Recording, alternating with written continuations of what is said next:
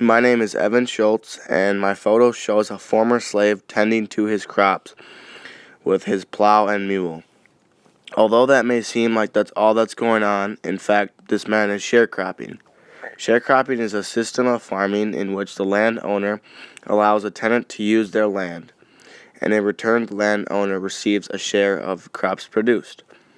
After the Civil War, the failure of both the labor systems and land reforms led to sharecropping.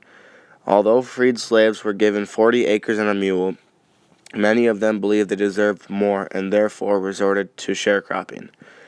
As sharecroppers stayed on the land, they continued to sink lower and lower in debt, making it even harder to leave. Sharecropping is pretty much slavery without the label.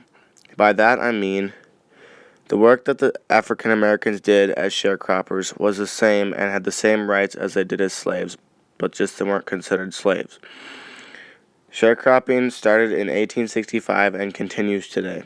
The only difference between back then and now is more successful. This picture illustrates how, after the Civil War, African Americans were given land and a mule and expected to do the same labor-intensive work as they did as slaves. I think this picture was taken from the point of view of another sharecropper or someone in his family. This picture was most likely taken to capture the hard work done by freed slaves. I chose this photo because it really interests me on how hard African Americans have worked to get the rights and freedoms they have today, all starting with sharing land with whites.